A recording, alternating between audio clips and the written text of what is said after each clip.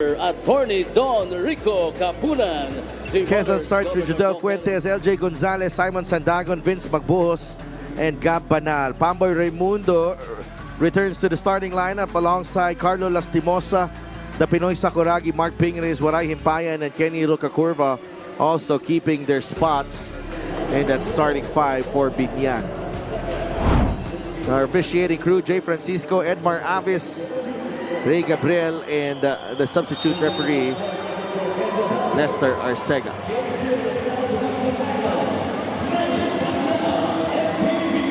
Game 2 of your South Division Finals. QUEZON against Binyan. Huskers going for a 2-0 lead, and the Huskers win the tip. Huskers in white, Binyan Tatak Gel in black.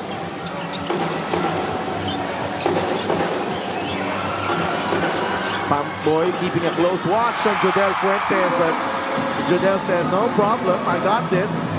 Yeah, just like in game 1, there's QUEZON Huskers starting off the offense with Judel Fuentes. And just like game 1 as well, same result, another Judel Fuentes basket. Carlo Lastimosa played only 10 minutes in game 1. Very aggressive to the cup. Carlo Lastimosa, I think this is a matchup defensively for Judel na medyo challenging with Carlo's size and his ability to get to the cup. Mintis ang tres ni Gabanal. Yeah, I agree.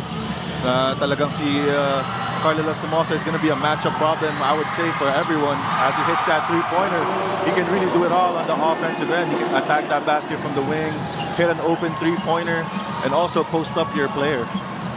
5-2 to start. 5 straight points for Carlo Lastimosa to start the game. Sandagon with a push shot. That won't go. Rebound, Pinoy Sakuragi. Kay Carlo Lastimosa ang bola. Banal na yung nakabatay sa kanya. Carlo spins, finds Waray. The cross-court pass to Kenny. Kenny for 3. Got it. Oh, but Pingres is down. Carlo had to give up the foul. Mark Pingres seems to be hurt. I think he rolled his ankle there. A 3-point shot is brought to you by Extreme One-Stop Shop Appliances. And Mark Pingres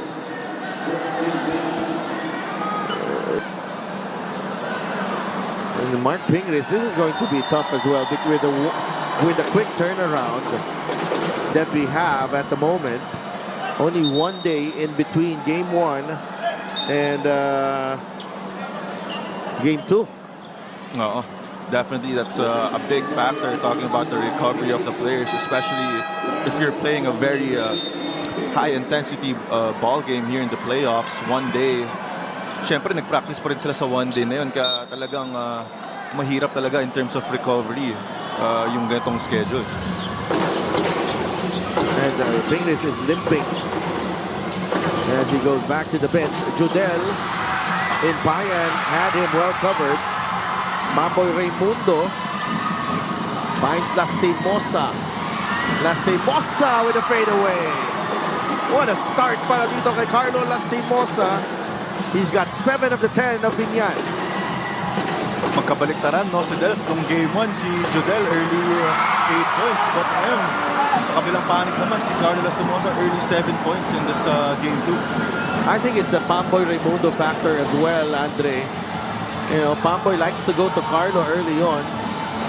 Yeah, I agree. Rocacurva in and out on the 3, but that was a good line for Kenny. Ball will stay with Binyan.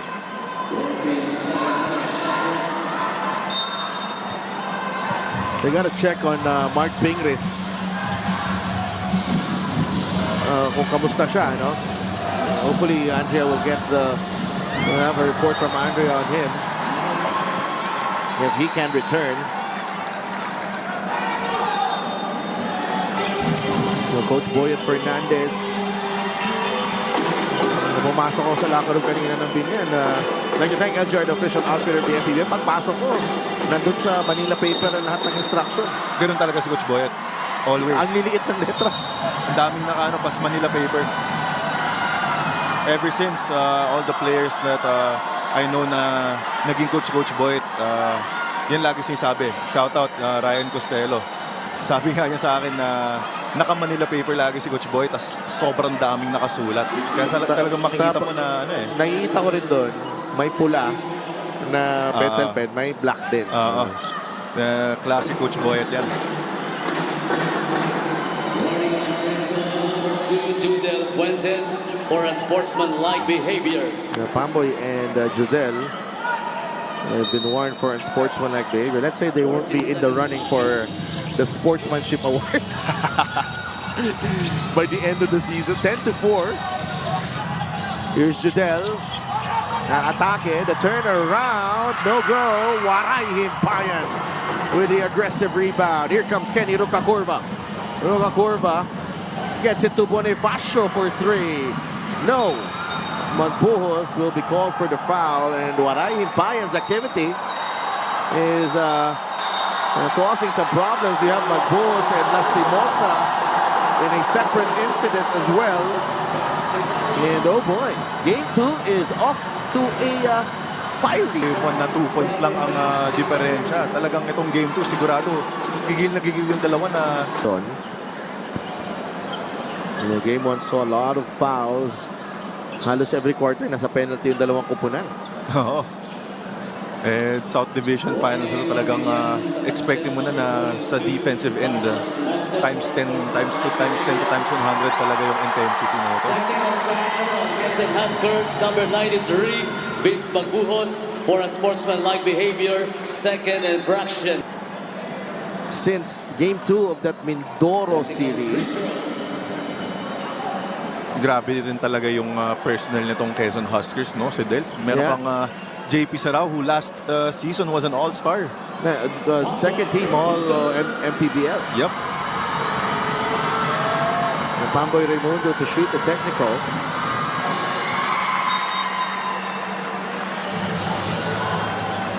The series travels to Binyan on Monday.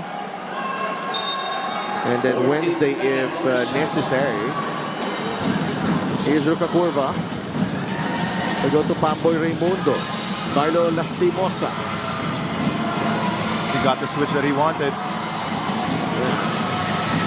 Bonifacio shoots over Sarao. He puts it in. 13-4. And Binyan is in control here in quarter number 1. You know, when Warren Bonifacio's mid-range jumper falls early in the ball game, he really plays well the rest of the game. So I think it's the same thing with Judel Fuentes when he hits the 3 early. Definitely. Parang microwave yan si Judel Fuentes. Pag na-on mo na talaga, tuloy-tuloy na. Pass was too close to Gabanal. Ball is loose. Bonifacio. Tumama yung tuhod sa kalaban. Fuentes, nabitawan ng bola. Sarao inside. He's blocked by Waray. Here comes Kenny. Rukakurva takes the floater and knocks it down. What a start here for Binyan. Playing their game and at their pace. That's the play of the game, brought to you by 747 Live. Ito Casa Legit. Your game, your chance, your thrill. Only with 747 Live. Sandago, they go down low to Sarao. Can't get past Bonifacio. Rukakurva surveys his options. Flips it up. No. Rukakurva is there. Gab able to control. LJ, the crossover. He gets the roll. LJ Gonzalez making use of that low pickup from left to right, avoiding that defender for an easy layup. What a pace we're playing right now. That's the fast break of the game, brought to you by Extreme Expo, personal karaoke speaker. Everyday karaoke. Himpayan's pass was weak. Naagaw ng Quezon. Fuentes, pass behind him. Rukakurva recovers possession for Binyan. Finds Lastimosa for 3. No call. Oh, I thought there was a foul there, Sadel. I thought so too. Sandagon, bigay kay Banal. The 3. It's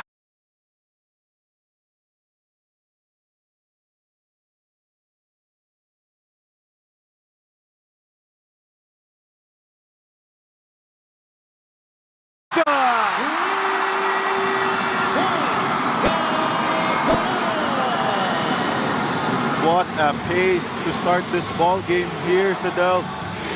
Both teams executing really well to start off this ball game. Yeah, it's been a bit wild and crazy here in the first period. Himpayan. That's a foul on Sarao.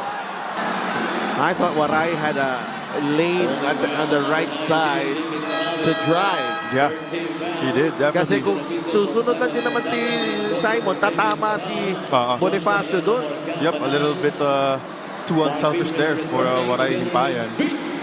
There's good news here for Binyan. Balik na sa laro si Mark Pingris. Big Boy Hernandez making his first appearance in the ball game. Uy, Kenny nalipit. Hernandez. That's a push on Will Gozo. He's been struggling with the calls since the first game, Will Gozo. A lot of fouls off the ball for him, Andre. Yeah, and that's due to his defensive tenacity and aggressiveness, especially trying to battle the bigs of Binyan for possession. And other times, the referees caught him with a little bit too much contact there. Pingris. It's back to Carlo Lastimosa. Tamsi ang nakabantay. Ping with the pick. The runner from Carlo, no. Nag-agawan ng dalawang nakaputi. It will stay with Binyan. 14 on the shot clock again. 14 seconds on the shot clock. Lastimosa to Roca Curva. Pamboy. Ping wants it. Hierro is there. It's a foul on Joshua Hierro. QUEZON in the penalty. Pushing well, number 41, Joshua Hierro. Penalty. No, despite that foul, Sadaf, I really like how QUEZON is defending that post on Mark Pingris. Pinapatanggap nila pero pagkatanggap pala ni Mark Pingris, makikita mong nagka-cat and mouse na yung mga wing players ng QUEZON trying to make it difficult for Mark Pingris to make a move down that post. In short, medyo nade-delay din dito si Mark kung anong gagawin niya. 9 points, 4 rebounds, and a couple of blocks for Mark Pingris in game 1. Ping misses the free throw. He likes this. He likes these type of games, Mark Pingris. The free throw of the game is brought to you by Extreme Appliances, sa subok at kompletong appliances brand ng Pilipinas. Now in the twilight of his career and still playing meaningful games, you cannot ask for more. And also the shape that he's in right now. Grabe, makikita mo talaga na kondisyon pa rin si Pinoy Sakuragi. Gozum trying to get past Hernandez. Bigay kay Opiso. No. Hierro with a rebound and he puts it back in. Simply out-muscled Lastimosa there. Well, Joshua Hierro is a big wing. Kaya definitely has an advantage, especially trying when a player from his position is trying to box him out. He can easily go on top of these players and overpower them to get that offensive rebound. Roca Curva misses the three. LJ Gonzalez. Atake sa gitna. LJ Gonzalez gives QUEZON the lead. You see that fast pace when attacking that basketball. LJ Gonzalez. Not a lot of young guards have that. Fast break of the game is brought to you by Extreme Cool Air Conditioners. Ang Extreme magpalamig free installation for split type air conditioners. Lastimosa took an extra step. Carlo, no. Hernandez draws the foul. 2 free throws coming up. Big Boy Hernandez battling 3 players from the QUEZON Huskers there. En route to his offensive rebound. Topeng Lagrama comes in for LJ Gonzalez. Papalitan naman ni Renzo Sobido. Ito si Pamboy Raimundo.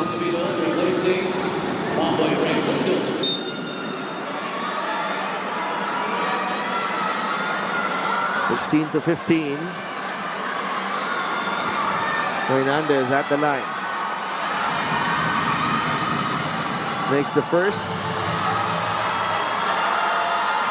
Regardless of the score, Big Boy will really Get the crowd riled up. Kahit 2 points lang yan, if-flex niya yan. Don't you just love players who, or like a Big Boy Hernandez here, just full of energy. Also very entertaining for the crowd. Yeah. Sa MPBL, Big Boy is a vibe. Yeah. Gabaini recovers. Labas kay Will Gozon. Bumelo si Will. Atake si Will. What a finish from Will Gozon. Wow. Showing us his agility there on the way to the cup. You know, I've been seeing that move from Will Gozon ever since I was in elementary school. Sobrang favorite niya yung one hand na yun na ibibitin pa niya sa taas eh. Sobido gets it back. The three. No. Big Boy with a rebound. Banggaan sa ilalim. Lastimosa. No. It will stay with Binyan. They are just relentless. The Tatakjel. Big Boy Hernandez saving them another possession. That's his second offensive rebound. And he just got into the ball game. 18-17. Pingris to Big Boy Hernandez. Labas kay Sobido. Gozom is in the way. And that is another foul on Will Gozom. Oh, on Gabaini. Number 22, Joseph Gabaini. Penalty, first round. Tulak eh. Clear foul there. Doon mo makikita na talagang yung effort ng Quezon Huskers din na hindi pa pormain at bibigyan ng position si Mark Pingris. They well know that once Mark Pingris gets that ball on the post, it's very hard to stop him. They will try to wear him down. 0 for 3 for Ping. So far at the free throw line.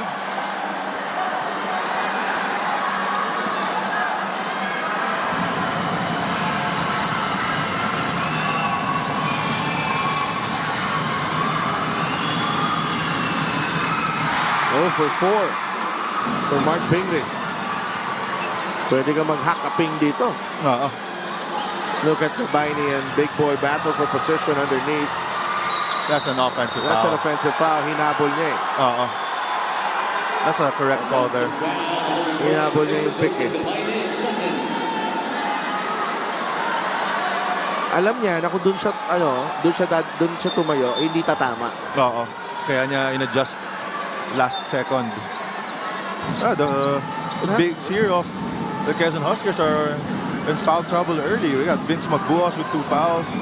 Joseph Gabaini also with 2 fouls. Pido gets it to Pingris. The kick out. Sobido drives baseline. That's a good shot. No. Ping, put back. Still no go. Wow. And the refs are calling it tight. Mark Pingris is struggling to start off this ball game.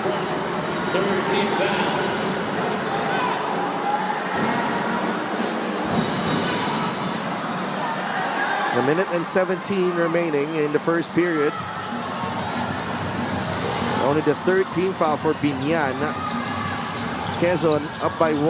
Gozon for 3. Natch won't drop. Smallest guy on the floor picks up the offensive rebound. Thompson. That's a tough shot. That was an odd shot there for Damsey. He got himself in the air. Parang wala na siyang choice. But itira yun. Here's Lastimosa. Bigay kay JJ Pido for 3. Big Boy. No. That will be a white ball. Quezon ball.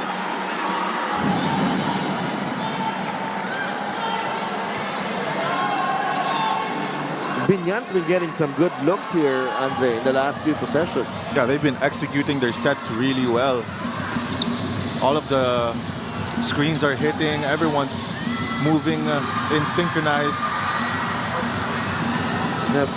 Carlo Lastimosa has not gotten a rest here. Another foul. Yeah, it's been tight. It's been tight here in the first period. And it's just the first quarter here sa Del. Parang inuubos na ng Binyan yung mga pwede big man ng Quezon.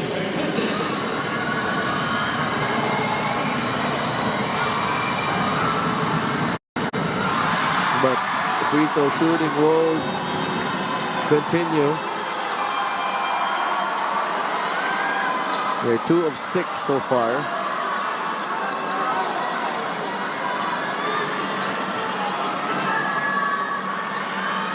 (18-17), 26 seconds remaining. Ang init na simula natin, medyo lumamig din.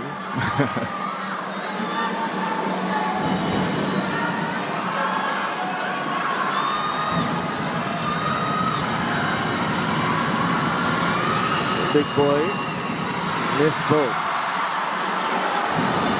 Huge misses for Binyan on that free throw line. It should be ahead. Sa dami ng minitis nilang free throw dito. I think that's six misses. Yep.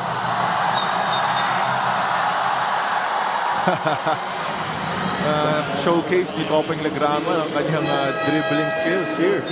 That's a smart foul for Renzo Sobido. 9 seconds, a shot clock.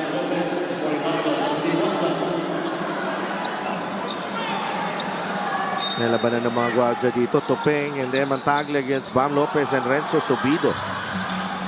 Legrama will shoot the 3 off to the right. Bido has time.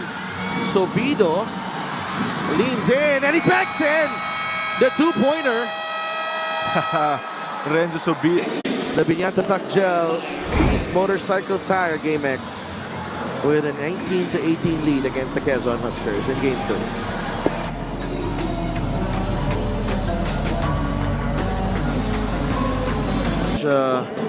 Andrea and Pamboy Raimundo, they missed him in Game 1. His playmaking, his leadership, but Renzo Sobido stepped up. You know, he played well in Game 1. Bam Lopez for 3. Here we go. JJ Pido is down on the floor. Bam Lopez, just like in that Game 3 against Batangas. Instant offense pagkakapasok pa lang. Yeah. 3 versus 3 on the break here. Pido to Bam Lopez. Pulls back. Gets it to JJ again. Nabanan ng big man sa ilalim. Big boy to Ping. This is where it gets tough. Yeah. A good effort there by Sandagon. Pido attacks and scores. JJ Pido, 5-0 run for Binyan to start the period. That's the play of the game, brought to you by 747 Live. Dito ka sa legit. Your game, your chance, your thrill only with 747 Live. Banal and Pido. May konting headlock, may konting kiss-kissan, pisikalan. Lahat na. But a foul on JJ, clearly. And here's the adjustment in Game 1. Mike Maestre, but he's playing the 4 here. He was playing the 3 in the 4th quarter. And certainly Coach Boyat saw something in there. He kept him in the game for a long time. And Gambanal holds on to his right ankle. That ankle has been a problem for him. Hopefully he's going to shake this one off. We've seen Gambanal's toughness, his leadership, his clutch play in these playoffs. Quezon Huskers captain, the former MPBL MVP, certainly showing his worth here. Niloko ko nga siya eh. Gab, mukhang mas marami ka pang clutch plays ngayon kaysa nung MVP season mo. Ano sabi ni Gab? Sabi niya, mukha nga. But I think the clutch plays are happening in the more meaningful games. Yeah. In the big games. So, dyan siya nasusubukan ngayon. And, you know, all these years na, you know, he's been around. You know, he's been around Philippine basketball for quite some time. And nakita natin ngayon, Gab Banal has reinvented his game. It continues to contribute. This free throw of the game is brought to you by Shio Appliances. Ang subok at kompletong appliances brand ng Pilipinas. May not be the main man anymore, but certainly still an integral part of what looks like a championship team in Quezon. Yeah, definitely. I think what makes a really great player, and especially in the league we have here today, is how adaptive you are and how Ooh, and one play there for Judel Fuentes.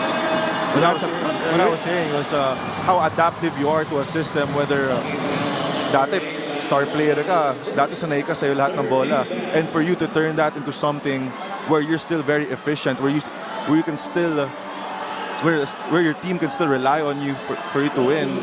Yun yung nakukuha ng Quezon ngayon kay Gab Banal, a leader, someone that they can rely on, especially down in the clutch. He may not be the same scoring threat as he was in his MVP season, but definitely his efficiency went up, and I would say his maturity in the sport of basketball. Well, talk about efficiency again. Judel Fuentes, adapting to what should be done. Inatake niya yung depensa doon. Gets the and one. Pam Lopez falls to the floor. Gets it to Sobido. And he knocks it down. Renzo Sobido. That is the assist of the game. Powered by 747 Live. Dito ka sa legit. Nakaupo na. Si Pam Lopez, nahanap pa niya. Si Renzo Sobido. Now, I thought there was going to be a foul called there too on Gab Banal.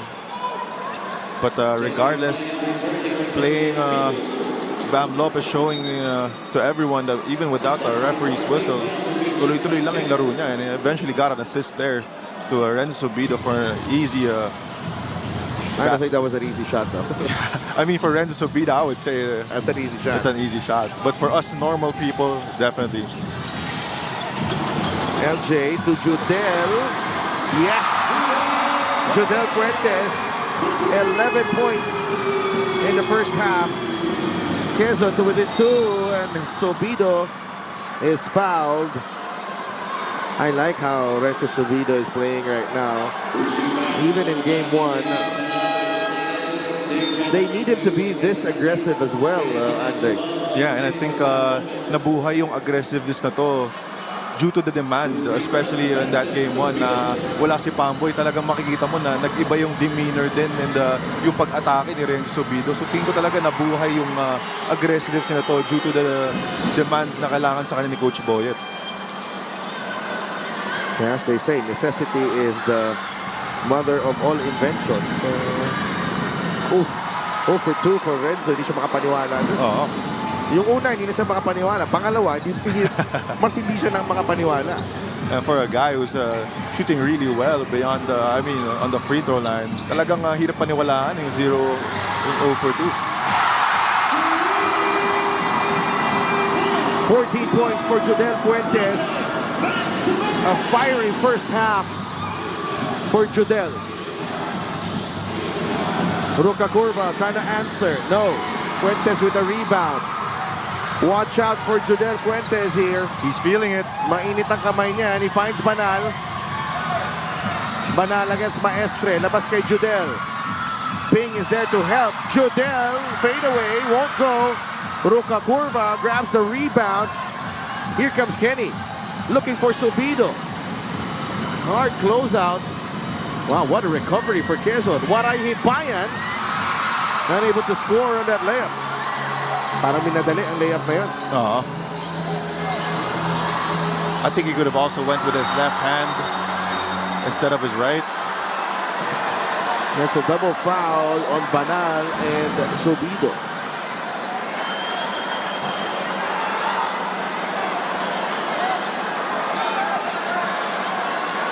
And this is where, Judel Fuentes and his streakiness comes into play.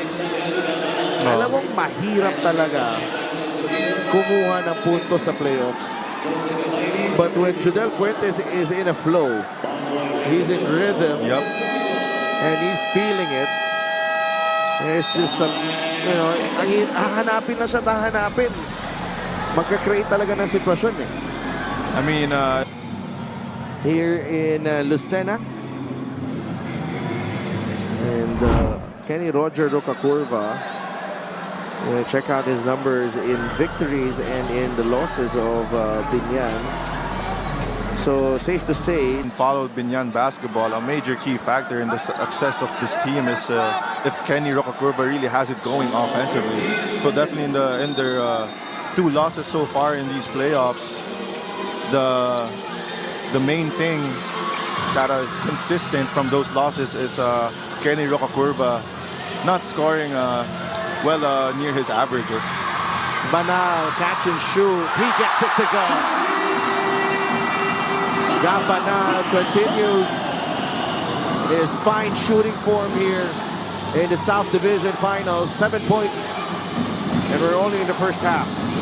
You know, it still amazes me, Sadel, how Gab Banal transformed this game into a really deadly catch-and-shoot shooter in this league. Maestre to ping. He finally gets the bounce. That floater, very classic of the Pinoy Sakuragi.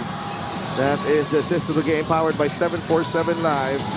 Dito ka sa legit. Banal, another three. No. Pamboy holding on to Jadel.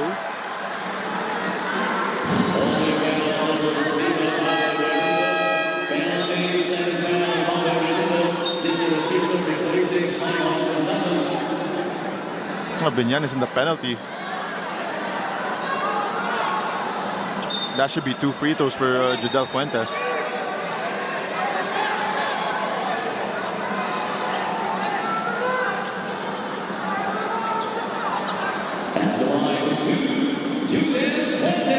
Jadel Fuentes, 13 points in game 1, now 15, and we're only in the first half. Lokohin ko to si Jadel. 15 points ka pero 0 assist ka. Okay lang. Crocs gaming. Okay lang yun, Jadel. Diba? Alam mo yung Team Fuentes, the Jadel's family, they were here in game 1. And that certainly, left a mark on Jadel. And that was the first time that his parents were able to watch him play live in the MPBL. Kaya makikita mo talaga yung start pa lang niya. Parang ganadong-ganado kagad si Jadel nung game 1 na yun. Ipayan short arms that floater. Here comes LJ Gonzalez. Now Jadel Fuentes. They need to lock him up. LJ. Nabitawan ng bola. 2 black shirts diving for that loose ball. Yan ang makabagong Binyan. That renewed commitment to defense. Fingers against Banal. Gabain is ready to help. Maestre down low. Waray for 2. No. He's been struggling, Waray Hipayan. Yeah, that floater hasn't been falling for him this series. But in that possession, I would have opted for Mike Maestre just to shoot that 3-pointer. He was free for a cool second there. Yeah. Jadel, 8 seconds on the shot clock. Fuentes against Raimundo. Finding the angle, no good. Pingre stepped on the line. Bola mananatili sa Quezon.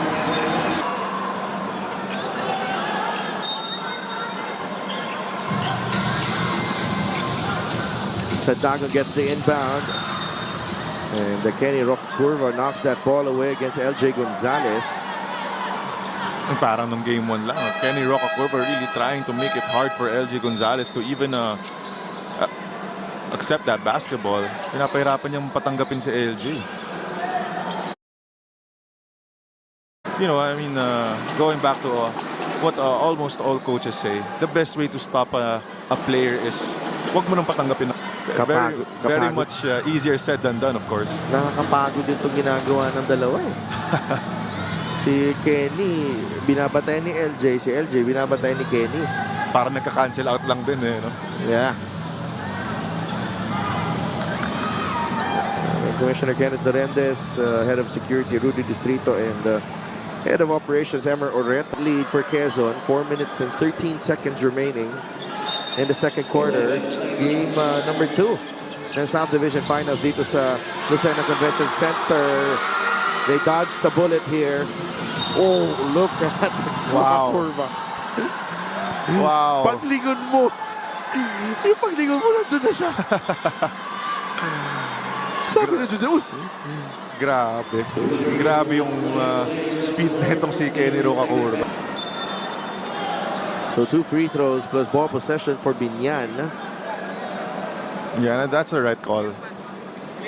Kenny Rocacour was well in front of any defender of the Quezon Huskers before that foul was made.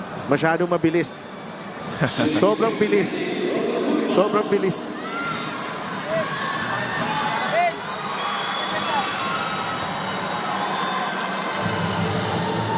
Ako talaga interesado ako eh. Pag nilagay mo to sa oval, sinong mananalo sa karera eh. 100 meters sprint lang. 100 meter sprint lang. Oo nga. Kasama natin sa all-star natin. Mga lahat ng mabibilis sa MPBL. Sino pa ba yung mga iba dyan na speedsters natin? Ako, Orlan Mamar, bilis din. Orlan Mamar, isa pa yun. Oo. Ito, Penglagrama, isa pa yun. LJ. LJ, Kenny. Yan, Jero Ligario, mabilis ba yun? Mabilis. Or makulit? Makulit din. Pero mas makulit ata. That's an offensive foul of Ping. Medyo hinabol din ni Ping doon.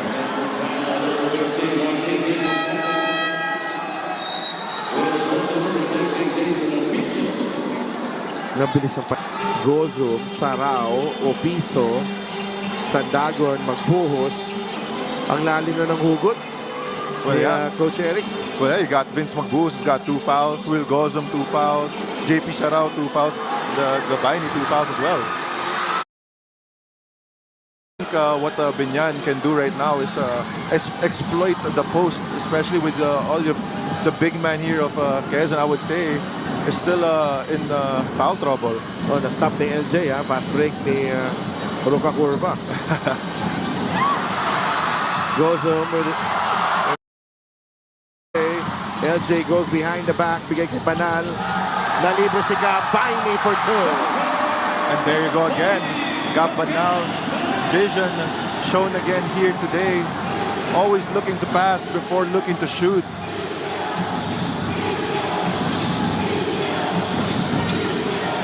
Bonifacio.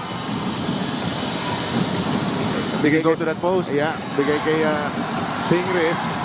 Spins. And Ping puts it in off the glass. Yeah, I mean, with Joseph Gabaini with 2 fouls, he really needs to keep fingers in check there. Dicks are great move of the game, board for greatness. He can't be too aggressive on that defensive end when he's trying to save those fouls for the 4th quarter. Gozo misses, rebound ni Pingris. That's a foul on Banal. They're giving up the 3 right now. Eventually, pag lagi mong iniiwan na open yung 3-pointer, mahuhulog at mahuhulog din yun. Carlo Lastimosa makes his return, replacing Maestre.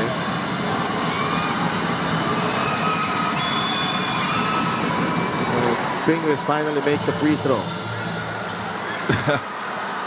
Gusto pang aperan si Joseph Gabaini doon, no?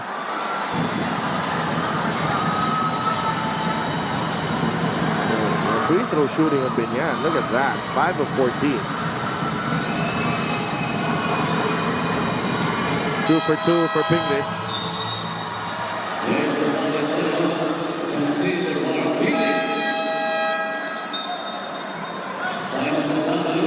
Six of 15 at the line. 9 misses for Binyan. Should have been up. Yeah, well above up. Lagrama to Gozo. Drives, tough shot against Ballesteros. Lastimosa. Go to Pamboy, back to Carlo. Then Stamsi now. Bonifacio providing the pick. Off the glass and in for the 3. Para kay Carlo Lastimosa. He's got 10 in the first half. Binyan regains the lead. Sandagon will drive. Dalawang big man ang sumabay. And Sandagon will earn the 2 points from the line. Yeah, and just the confidence there from Simon Sandagon attacking a very great interior defender in Kuya Bale. And he got the foul in that situation. Usually, other players, pag makita mo sa ilalim si Jason Ballesteros, mag-iisip ka talaga kung atake ka pa rin eh. So Simon Sandagon, again, another solid playoff run para sa kanya. 8 points and 5 rebounds. His average in the playoffs. We are tied at 36 after that split from Simon.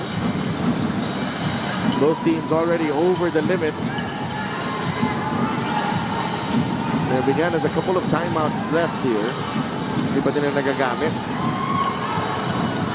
Bonifacio against Gozo. Bonifacio pinilit. Offensive foul. I think that's a 50-50 call there. Yeah. Could go either way. And that is a basket as well for Warren Bonifacio. So and they will challenge it. You gotta see the replay for this. Nandun sa harap ni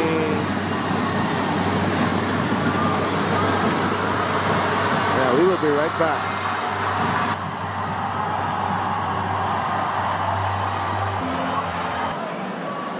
After the review, the challenge was unsuccessful. Offensive foul on Warren Bonifacio. Unsuccessful challenge for Coach Boyett. He's not happy. Yeah, like I said, it's a 50-50 call. He had his elbows out. Had his elbows out and used that to carve some space. Yeah. There was a little swing. Very forceful. Yeah, but then again, it's really a post move. But you do that when you're in the post. Exactly. So it's You really have to protect your space as well. So it's really a 50-50 call. Depende na lang talaga kung anong mas nakita ng ating mga referee. Topeng. Good denial. Abundo is in the game. Gozo. Here's Bonifacio. Offensive foul. Juan Bonifacio. He is just so smart. Naisahan niya si Will Gozon dun. Halos nagkasabay ito sa NCAA, itong dalawang players na to. So, you know, they've had a few meetings as well in the NCAA with Warren with Mapua and Will with St. Benil. We have a minute and 10 remaining in the second period. 5 turnovers apiece. We are tied at 36. Yeah, but that's also the third foul already of Will Gozon. So talagang tuloy-tuloy din yung ability din ng Binyan to get fouls from the big men of the Quezon Huskers. And look at Papa Raimundo exploiting his advantage against Topeng Lagrama immediately. Kakapasok pa lang ni Topeng nakita na niya kaagad.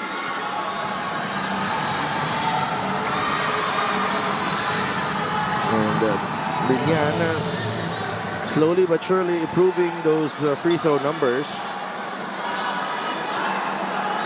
37-36. A good sized crowd here in Lucena.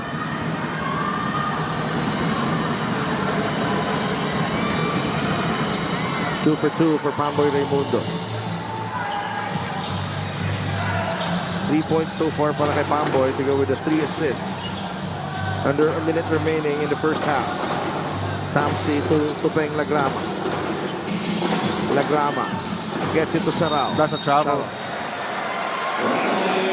That's the thing with the layoff from Sarao. You know, kamusta ang timing niya? How sharp he is. Yep.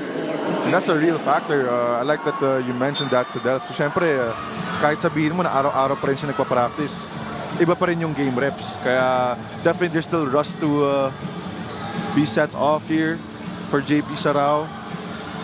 Lalo na, ang tagal din ng layoff niya sa playoffs na to.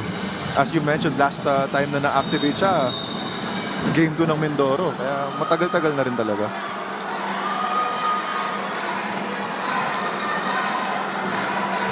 And this is the problem when you face Binyan. Their bigs are more than willing to mix it up. They are more than willing to mix it up. I think more than any team in this league, yung bigs nila. Oo. I mean, you got a combination of veterans and a young core when it comes to the big man here. Na pisikalan sa ilalim. Oo. Probably Pangasinan has the same. LGR is the official outfitter of the MPBL. Yep, you got Mike Mabulak and Jay Collado. Who's this? Vic Manuel. Vic Manuel, yeah, mixed it with some young bigs and JP Maguliano. So yeah, almost the same dynamic here for Binyan. Split at the line para kay Warren Bonifacio.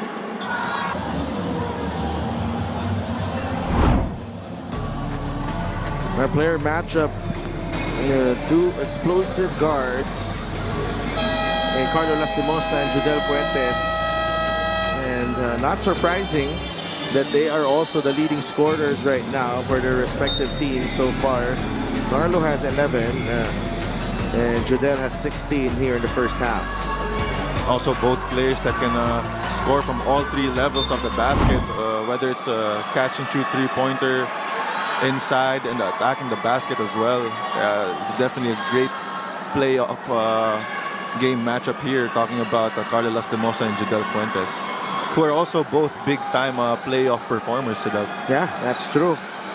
Ang gusto ko, iba-iba din style ni si Carlo, mas flamboyant, no? You see him with his court savvy.